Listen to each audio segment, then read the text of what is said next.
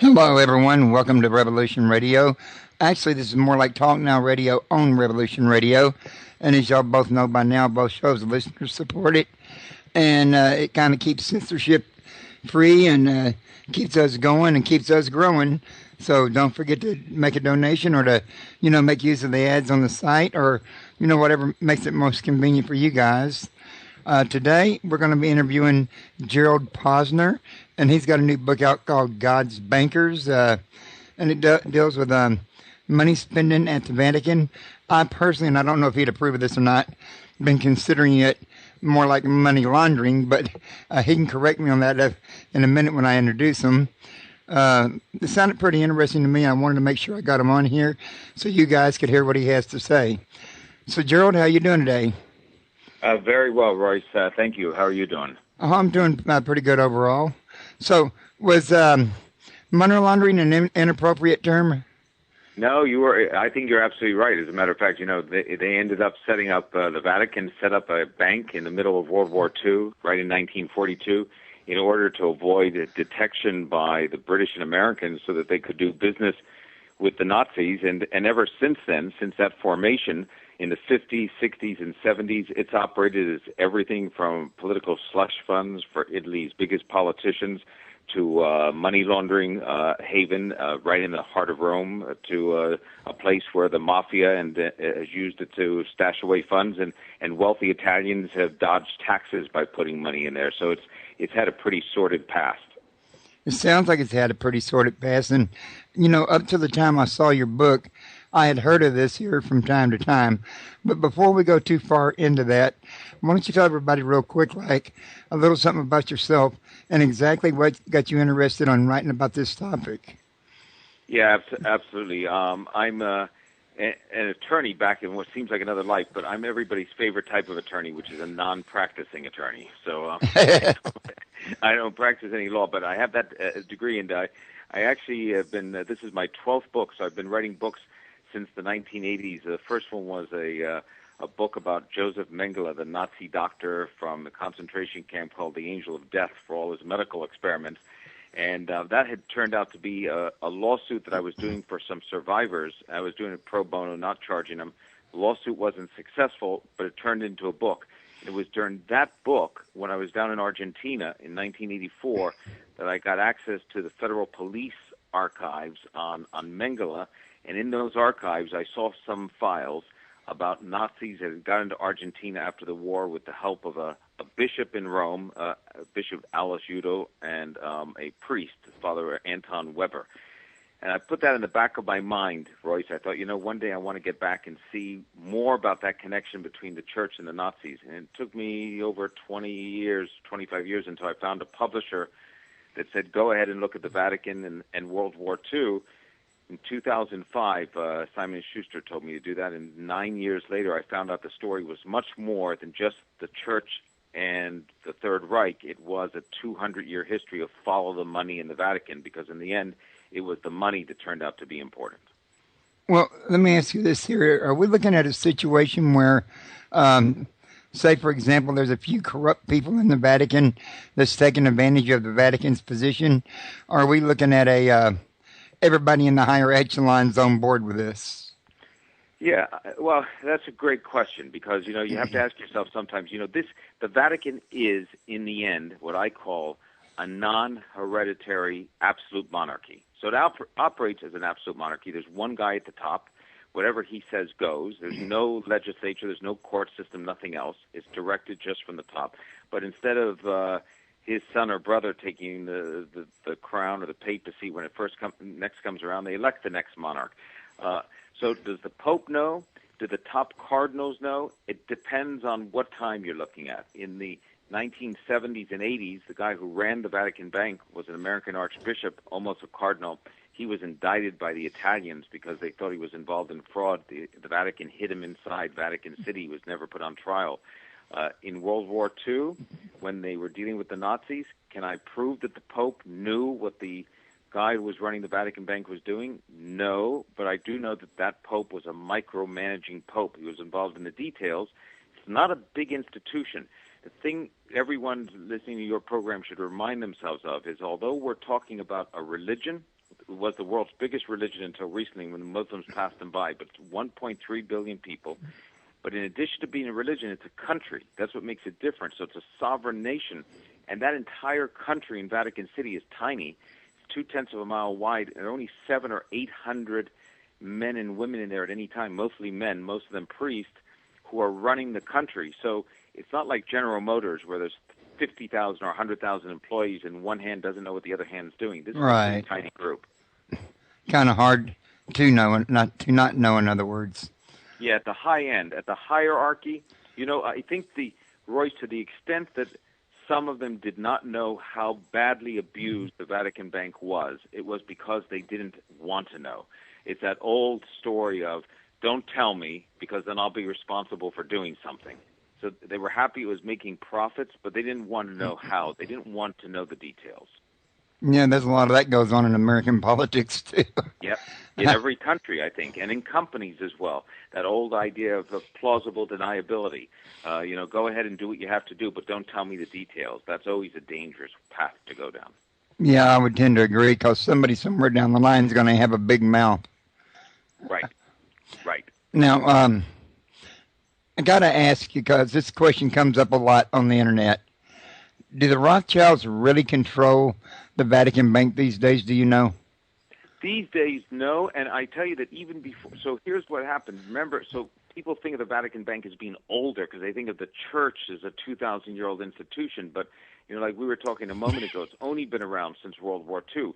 Before that, there were 2 times when the popes had to go to the Rothschilds for a loan. So what's really interesting in the history of the Catholic Church is here's this institution in which the popes were not just in the older days popes, they were also pope kings because they had an empire. So they ran 15,000 miles of central Italy. They collected taxes and levied fees just like the King of England or the King of France. Then they lost all that in the late 1870s. But before they lost it, they overspent so much, and they had an imperial court, a papal court, that was 700 servants at one point. It was one of the largest, or if not the largest, in Europe. And they had to go to the Rothschilds twice for loans. That absolutely infuriated most of the senior cardinals who viewed the Rothschilds. They were humbled by the fact that they had to go to what they called them, quote-unquote, Christ killers, that they had to go to Jewish moneylenders, as they would deem it, to borrow money was a humiliating experience for the top of the church. And as a result, that's one of the reasons they looked for independence. They eventually founded things like the Vatican Bank. They did not want that dependence, and they got it, but it came with a cost. Okay, real quick, like we got a caller. Caller, you're live on the air. Oh, I called in to listen. Oh, let's see. I don't think I can put you on hold with Skype. Let me see. No, probably not. I don't know what's going on. It's happening another time. Usually I get right on and I can listen on the radio. I can leave you on like you are right now, and you can just go ahead and listen. Oh, okay. I can keep listening as you talk. Okay, we'll do. Yeah. Thanks. Skype is kind of limited for, it's not like having a regular switchboard. You can put people on hold, in other words. Yeah, exactly. Yeah, it is. I use it a lot, but it's got its limitations, no doubt. Well, it's still, it works to run a radio show. What was that? Hang on a minute. That's not good.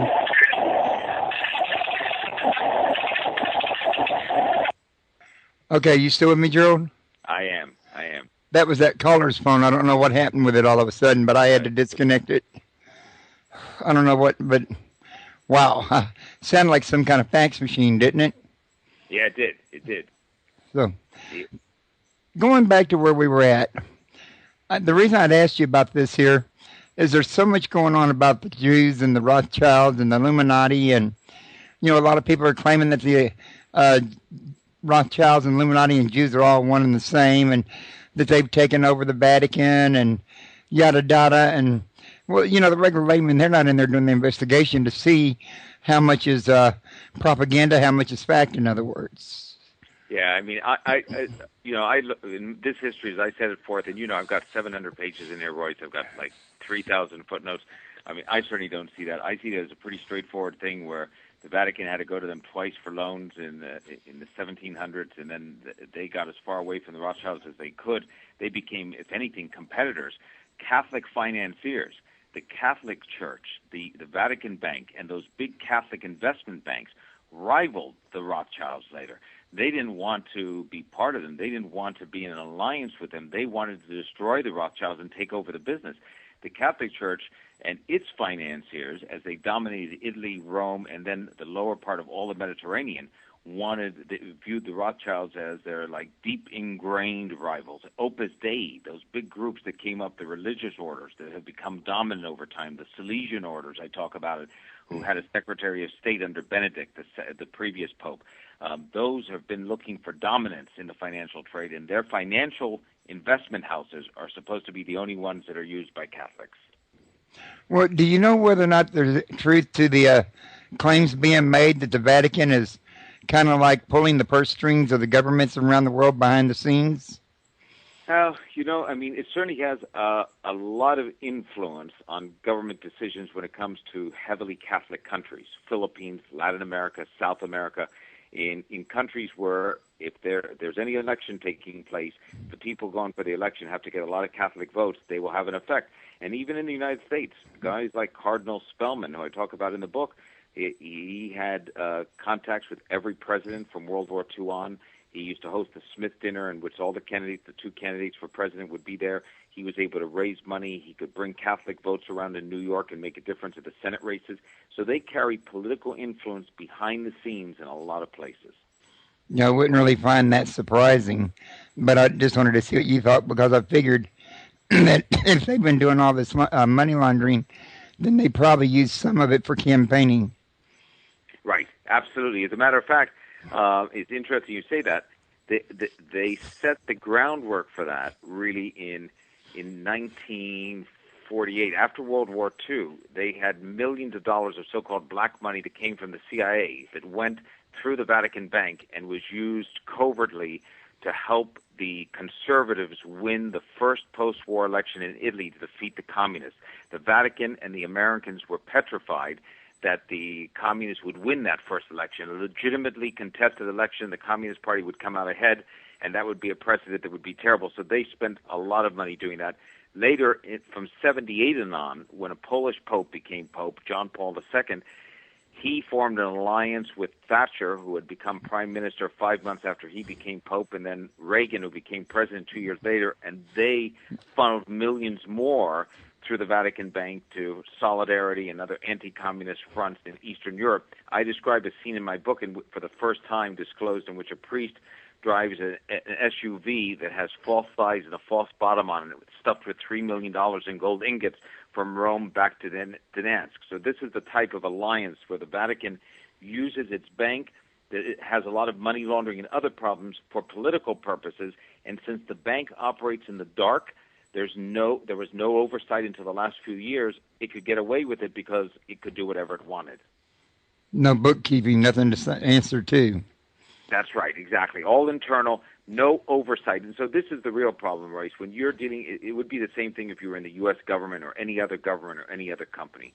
If you're talking about billions of dollars and no oversight, you're operating in the dark, you're asking for some type of abuse, because people end up using it the way that they think is best. That may or may not be the way that's best, but that's how they view it. Well, yeah, but if they're doing that, sounds like somebody was setting them up where that could be done on purpose.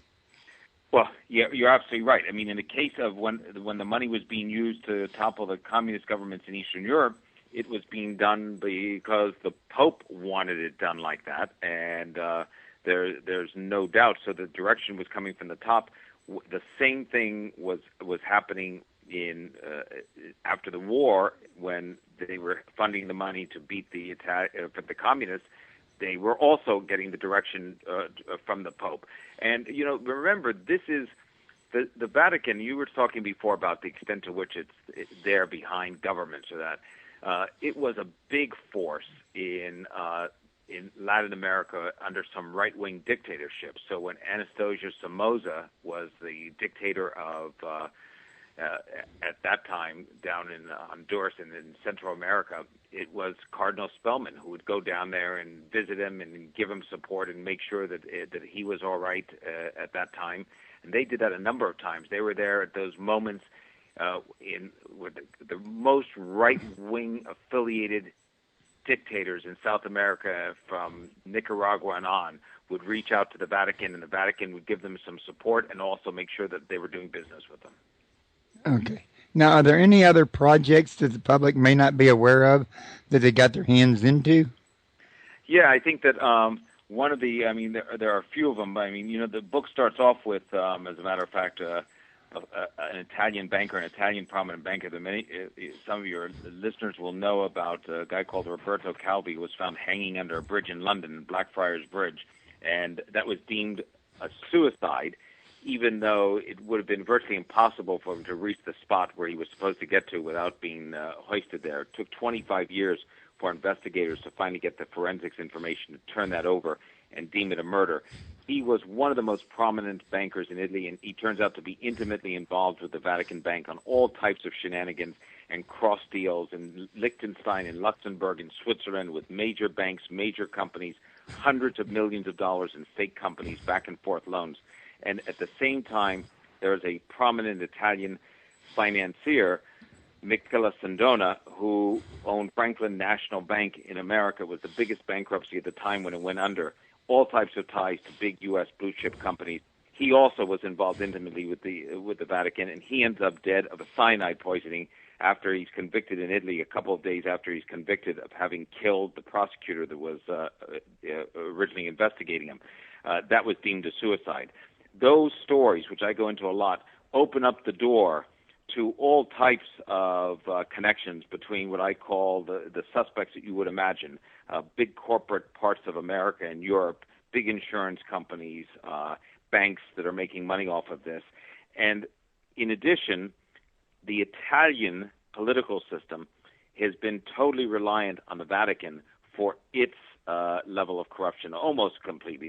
They have corruption outside of it, but the best example of it is a fellow called Giulio Andreotti. He died about a year ago.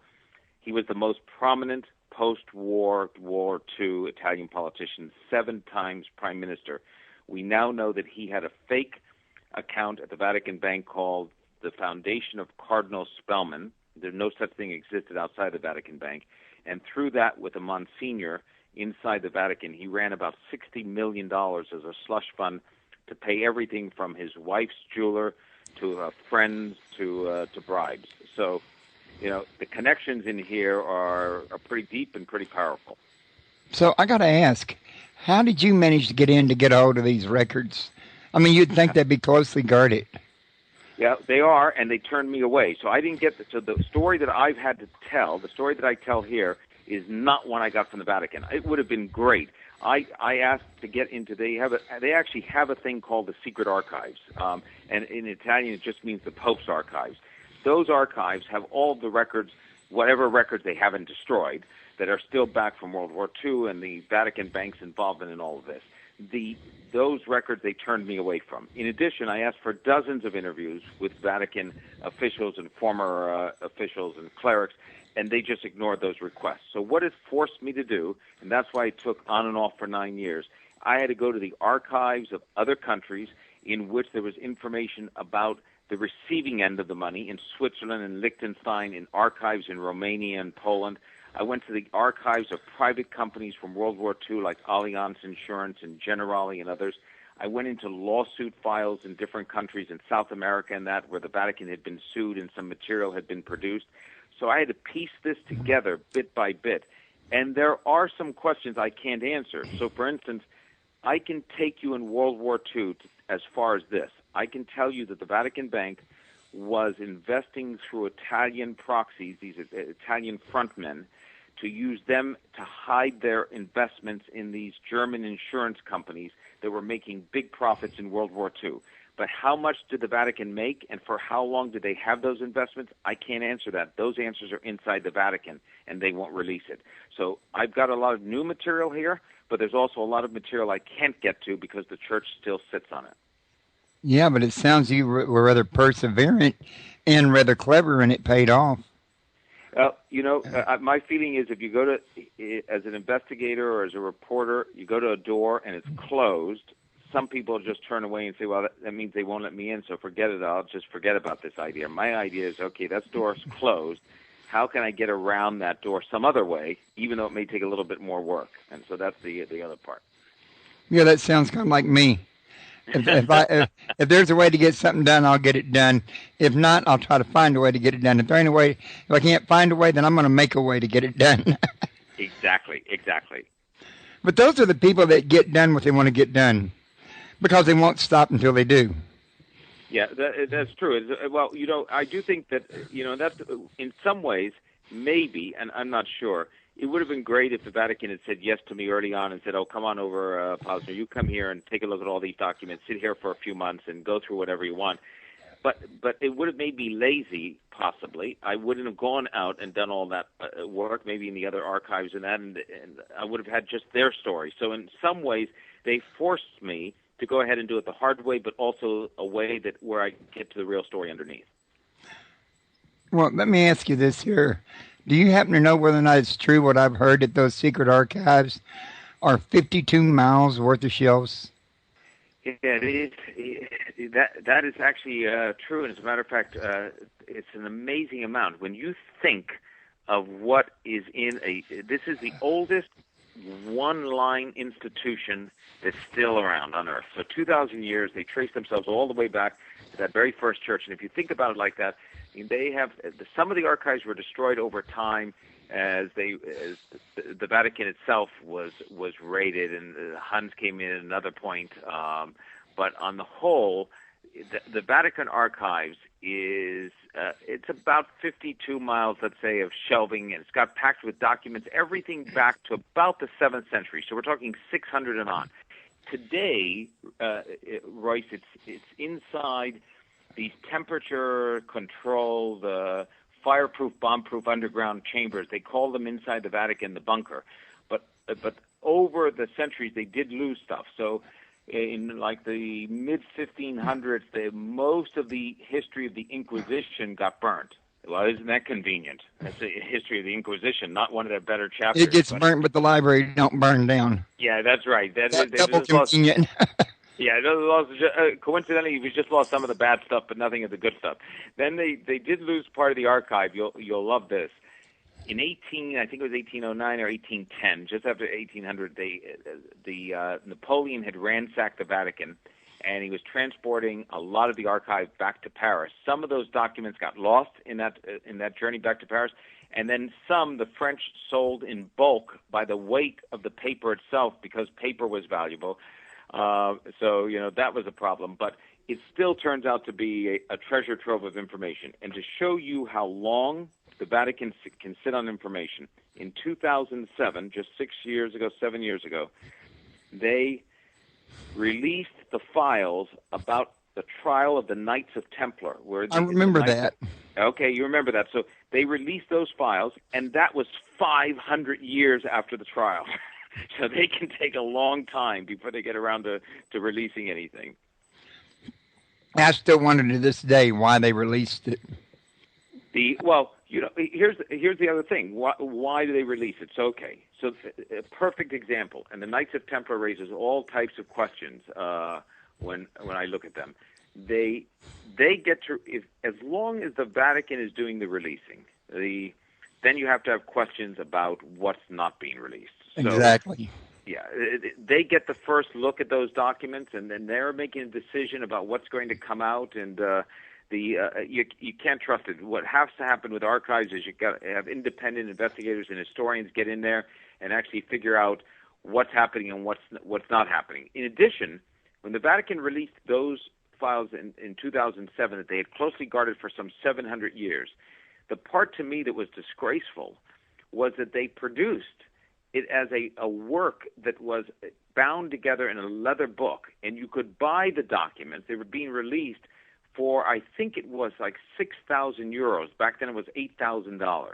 So not only did they wait 700 years to release the files, but when they did, they handpicked them, and then they were charging $6,000 for a bound book. It's a crazy way to try to open up history. So they only did it to make the money.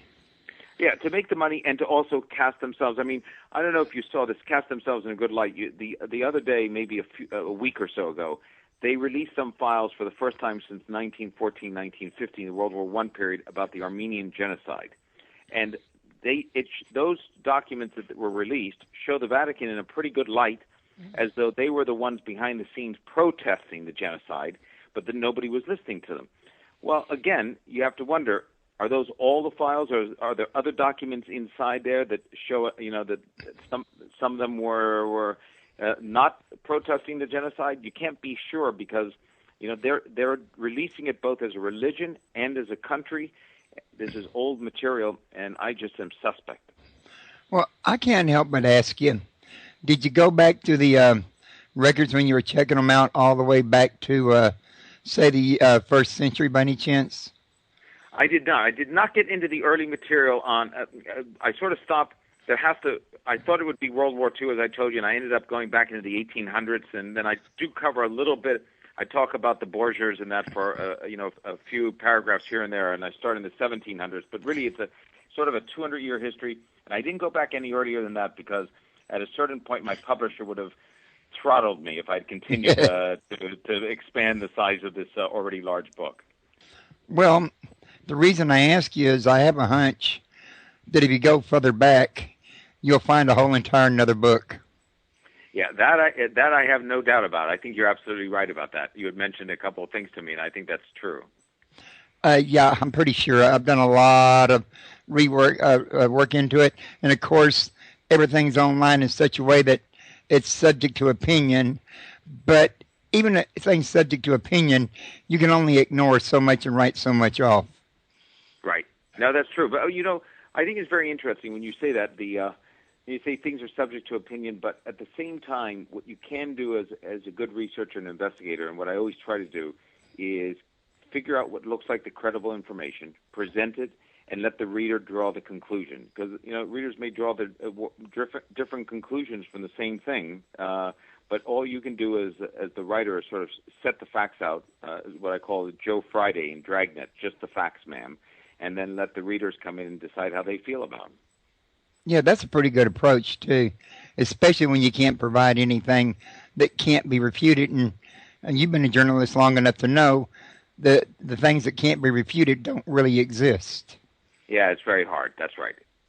I mean, some people, they can refute it by being dishonest and by changing the way it looks, misrepresentation, misinterpretation, and, misapplication. And next thing you know, what was meant one way doesn't mean it that way anymore.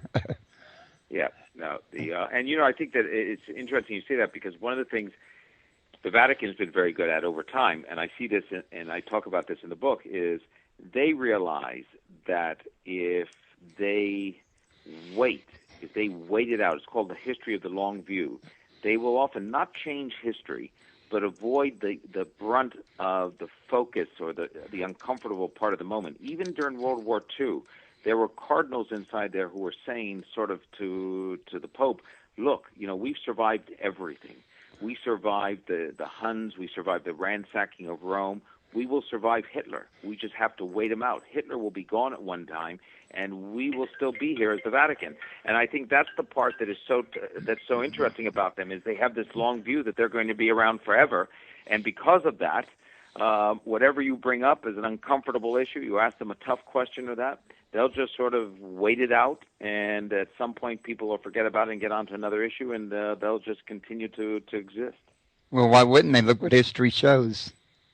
Yeah, that's right. History shows that in this case, I think what makes them different, history shows this, that if you are a big religion, we all know that, being a big religion can be a very lucrative process for some people, Scientology, the Mormon faith. I mean, a lot of religions are very, very economically powerful. What the Vatican has going for it that no other religion has is that it can claim status of the United Nations if it wants to. It has that flag. It has that diplomatic status as a country. True, Saudi Arabia is the home of Sunni Islam, with Mecca being the home in that, but it's still not as though the Saudi king speaks for all Muslims, because Muslims, Sunnis, and Shias are out there killing each other, so he doesn't speak for all. but the Pope speaks for all Catholics. Even those who disagree with him aren't killing each other. And in addition to that, they've got that country status. I do think that gives them a different wrinkle than anything else. It lets them have a bank that's like a central bank. That changes the game. No other religion can have the equivalent of a central bank. And with money comes power. That's exactly right. And if you think about this, Royce, what makes the Vatican situation different, and I discovered this when I was there, and I was raised Catholic, so I knew it, but it really came clear to me when I was doing the research, was you've got, as you said, with money comes power, and power comes money, both. But you now have men running the church who are members of the clergy who are at least taking celibacy vows. So they're saying, as adults, we're never going to have sex. Some of them break those vows. We know that. We see it in the pedophilia scandal, and we know some of them break their vows who break it with women. But a lot of them keep the vows. So you still have men who are working with money and power, not having families, no children, and they live with each other, meaning that they live in Vatican City and they work together. It's a very incestuous situation, a lot of nepotism, a lot of, giving contracts out to friends on the other side of the wall in Italy and to family members and to nephews.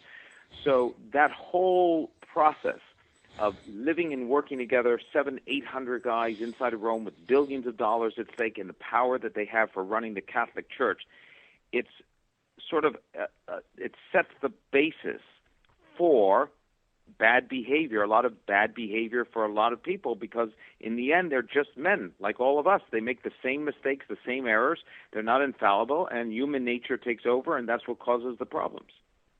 Yeah, that is definitely true. You don't think there's any kind of behind-the-scenes long-term plan then?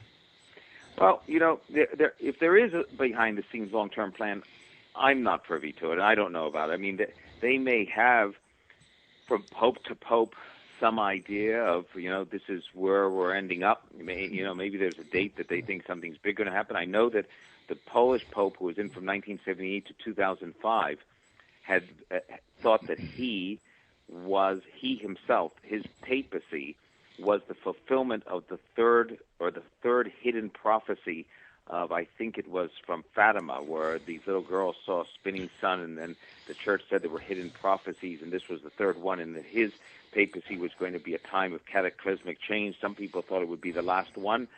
The Pope during World War II, Pius XII, had visions as well. Those who don't believe in the church say they were hallucinations, and those who believe in the church say they were visions. He saw a spinning sun, and he saw he's the first Pope since 1,000 years who said he had seen Jesus. So he clearly had an idea that there was the end of days type of feeling. But whether they pass along from Pope to Pope some essence of what they think is a secret prophecy or that I never came across. But anything's possible. It's a religion. Religions can do unusual things. That is definitely true. I know that we got Pope Francis in there, and he is perhaps the most unique pope of them all we've had so far. And I can't personally tell if he's on the level trying to make improvements or if he's just trying to shake the boat for some other reason. Yeah, it's interesting you say that, because when he first came in, I was very skeptical. So he came in 2013. I just wasn't sure about him. He said a lot of the right things, but a good pope, and I've seen this in previous popes and studying the church now, the good popes are the best politicians. They're like populist politicians. They're like Huey Long or somebody back in the day. They reach out and they connect with people, and everybody likes them no matter what. So I wasn't sure if he was just a good politician or if he was sincere about it. He gives conflicting signals. On the finances, on the bank end, he's been pretty good at pushing forward reforms. But in part, Royce, he has no choice. And the reason I say that, we can't really judge whether Francis is the real deal or not when it comes to the finances, is people point to him and they say as outsiders, hey, look, he's making all these reforms on the bank. He's doing a great job of cleaning it up. That's true. But when I say he doesn't really have a choice, it's because of this, and you'll get this immediately. In 1999, I think it was, Italy decided to go along with the euro, the common currency in Europe. So it said we're giving up the lira we've had for hundreds of years, our own currency. We're going to go with the euro. That put the Vatican in a bind because the Vatican used the lira, the Italian lira, for its own currency. So the Vatican had to decide what it was going to do. Was it going to issue its own currency for the first time in its history, or was it going to, they had done it in 400 and 500, but the first time in modern history, or were they going to go with the euro? And they decided to go with the euro. That very few people realized it inside the church at that time. But by going with the euro, they were opening themselves up to eventually having a financial evaluation by Brussels. European regulators get to look at every central bank of every country to make sure they are not havens for terrorist financing or money laundering. The Vatican, Royce, didn't even have a law against money laundering. It didn't even have a law against the amount of cash you could bring in, like $10,000 in the U.S. They didn't have a law against terror financing. They didn't pass the first anti-money laundering law until 2011. But they've had European evaluators in there twice. They're going to come in again this summer. They're pushing the Vatican to move up, and if the Vatican doesn't straighten out its financial game, they run the risk of losing the right to use the euro. So Francis is doing the right stuff on the finances, but in some ways, if you look at why, any pope would have to do it because they've got to keep using that currency. They've got no choice at this point. Yeah, and then he's also making some of the not popular choices. Yeah, I think that's right. He is making some not popular choices. He's saying things on church doctrine and that don't necessarily sound. He's not a traditionalist in terms of that. And the one thing that he is doing, which has got some people up in arms, he is sounding back to the old idea of church, the idea of rich and poor, and talking about how if you see a homeless man in the street, you pass him by and don't think twice. But if the Wall Street drops 200 points on the stock market, people are up in arms about it, and they're talking about it on the evening news. So he says too much emphasis in this culture on finances and on wealth and achieving it, and it should be turned around. He also showed that this wasn't just talk in this sense. There was a fellow killed in 1980, a bishop in El Salvador called Oscar Romero. And Oscar Romero was killed by Salvadorian troops, right-wing troops. He was a real advocate of this theology of liberation theology, which is viewed as sort of a Marxist form of theology. Redistribute all the wealth to the poor. Under the Polish Pope, Pope John Paul II, 78 to 2005, any effort by those people who were fans of Oscar Romero to move him to sainthood was blocked by the Polish Pope, who was anti-communist. The next Pope, the German Pope Benedict, who resigned just a couple of years ago, he also blocked those efforts because Romero was viewed as too much of a left-wing crusader. Now, this Pope, Francis, has moved him to sainthood, aggravating a lot of people, but at the same time showing he is his own man. Which only makes him popular with about half the public. That's right. Yeah, well, when you make those decisions like that, I think that's absolutely right. There's a growing... It's very interesting you say that. Makes him popular with only half the public and something else. Here's a bit of inside Vatican politics. When the Polish Pope was elected in 1978, John Paul II, that was the first time a non-Italian had been elected to run the Roman Catholic Church and its money in 450 years.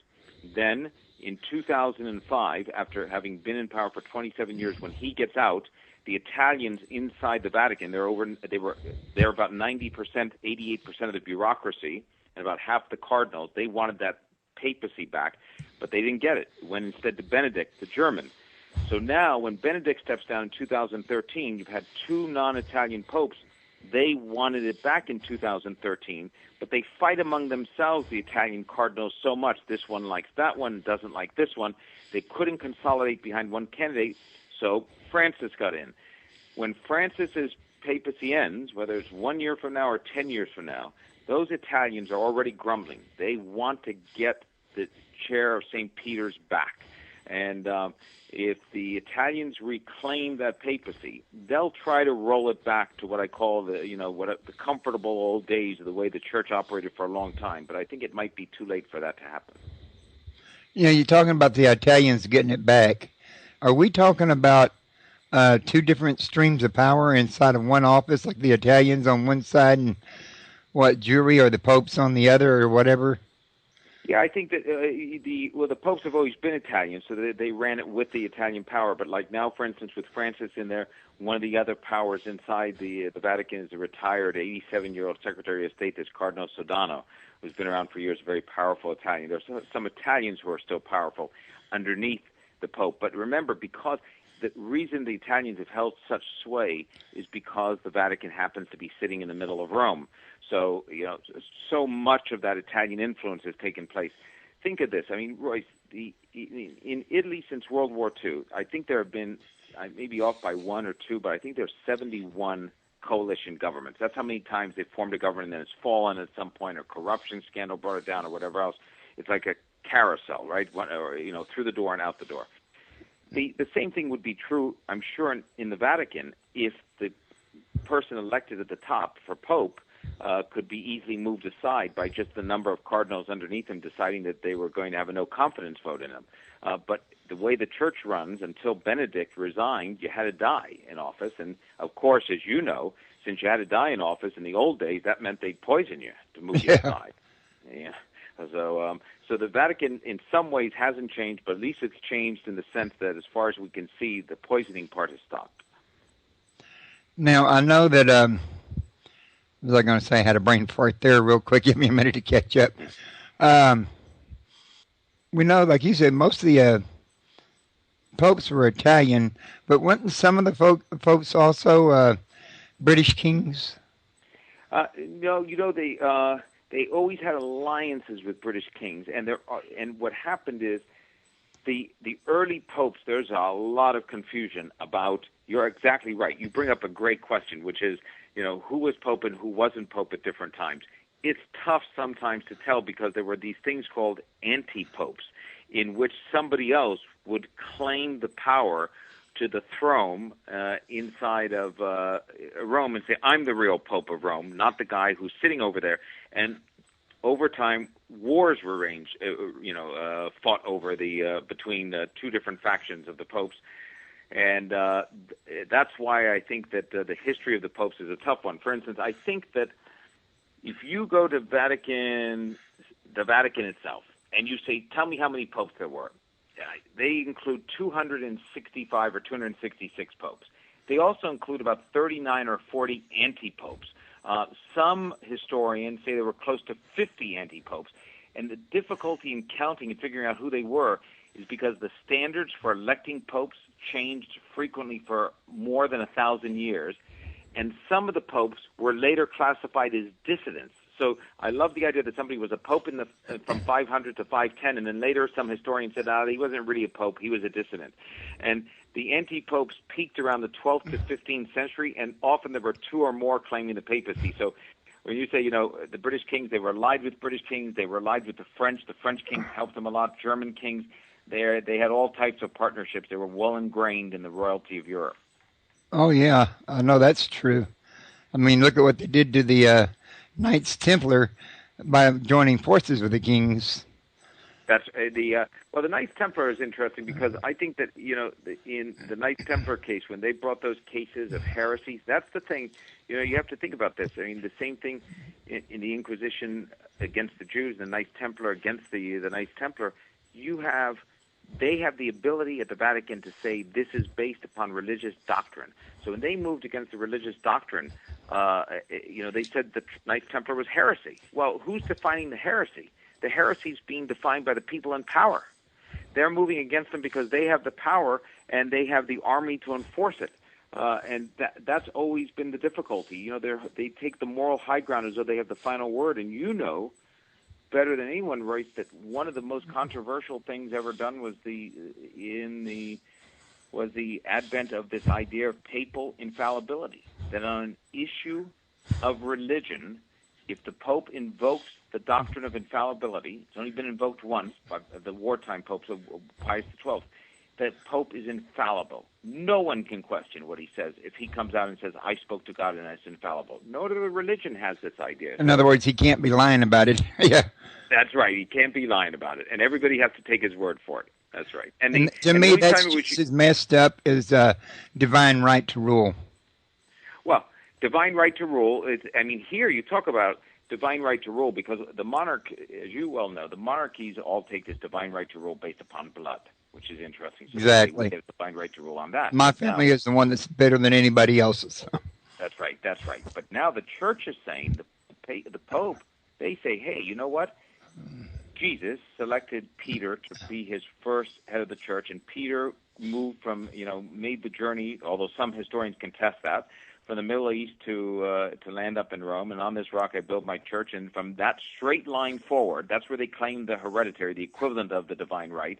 The right comes from this succession to Peter, even though, as we talked about a moment ago, it's all screwed up in the 10th and 11th and 12th centuries, and that and even though the popes were married, and there are questions about all of them, and all types of good popes and bad popes, but in the end they hold this consecutive line, and they say that the idea that God selects them means that it's divine right mixed with religion. It's even more combustible. And what's really pathetic is, in all honesty, there was not even a church till 365 when Constantine founded the church. Right. The Constantine changes everything, and that much. When you said to me before, did you go before? And I said no, but I had to do some obviously reading about early times, but I didn't research it like I did for the book. But Constantine's the real period. Exactly. There's a book put out a few years ago called Constantine's Sword by a historian, and I saw that. Yeah, and it's very interesting. But Constantine's the point at which the modern Christian church starts to take form. That's right. Yeah, and a lot of people are not even aware of the fact that Constantine was the first one that legalized Sunday worship. Yeah, a lot of people aren't even aware that it was nearly 1,000 years before there was any directive that priests shouldn't marry, and it was only property rights in France, and the fight over those rights from wives of priests, and the fear that from the French church that the wives would be able to claim property, that finally had a directive that if you come into the priesthood, you can't have a wife. So the things that take place in the church over time, and that most people think they've been there forever, but they weren't. That is true, and people do believe it, just like they try to believe that Jesus' birthday was on December 25th, when the truth of the matter is Constantine was a Sol worshiper, and that's about the time he worshipped Sol. He wanted to fill up his church, so he just switched Jesus' day of worship, hoping people would come over. Yeah, no, it's fantastic. As a matter of fact, it's very interesting you say that, because one of the things that the church has done, when you talk about that, is a perfect example. They, over time, on issues where there's a lot of doubt, they're not sure what the real answer is, they decide and pick something as an answer, like they did on this. December 25th will be the date of the birthday. That'll be it. We'll mark that on the Vatican calendar, and they just keep to it. And if they say it enough, that becomes the truth as far as they're concerned. Even though when you actually start to research it, as you just said, you realize it's a complete guessing game that nobody can be sure of, and is what the one thing you can be sure of is what they finally decided is almost certainly wrong. That's right. And like you said, guessing game. God. But we're running out of time, and I don't want you to lose a chance to tell everybody if there's something that you want them to get that I haven't already covered. No, I think that what it is that what I hope that people will get out of this book, for those people that are interested in, is they're going to get not just they may have a feeling about what they think the Vatican's been like in the last couple hundred years, and they may have a pretty good idea. They may have a specific knowledge about something they did with this or that, but what they probably don't have is what I call an insider story of follow the money. So that old line they had in Watergate, which was follow the money, and you eventually and that's find the corruption.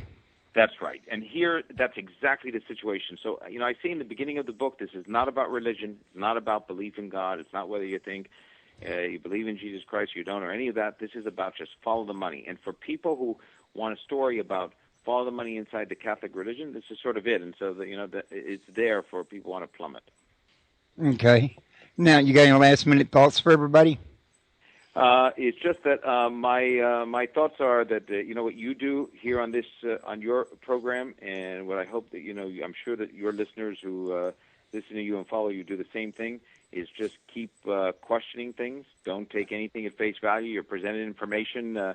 Somebody says the government says to you, this is what happened, and they tidy everything up in a neat little report of that. Question it, look at it, and try to find information with your own research. Take a look for information out there. There's good and bad information available, but draw your own conclusions and keep searching for the truth. That's what I try to do. It's not always an easy process. I don't come up with every answer, Royce. I don't have the final full history, but I've certainly got enough new information for people to be startled by. And somebody also take what I've done, and in the future they're going to do their own investigation, and they'll move it even forward more. So that's the great thing, is you sort of hand the baton along. So I'm presenting this. Somebody else will come along in 5 or 10 years and take it even further. Alrighty, folks. Now, we're fixing to be interrupted real quick right before we are. Y'all stay tuned. My next guest is going to be E. Marie. We're going to be talking about Avoid the Dodgeballs. And I got to tell you, Gerald, it's been a real pleasure to have you. I'm glad you made the decision that to me was a quality decision to come on my show. And I want to leave an open door for you at all times. Thank you, Royce. It was absolutely a great treat to have the honor of being on your show. I really appreciate it and look forward to talking to you again. Okie doke. Well, I'm going to go ahead and cut there because that music's going to come on any second, and that'll give me a chance to call my next guest. Great. Thanks, Royce. All right. You take care of yourself, and you reach out anytime anything comes up that's interesting. Let me know. I will do it, Gerald. Thanks so much. Feel well. Thank you, man. Bye-bye. Hello, everyone. Welcome to Revolution Radio. Actually, this is more like Talknow Radio on Revolution.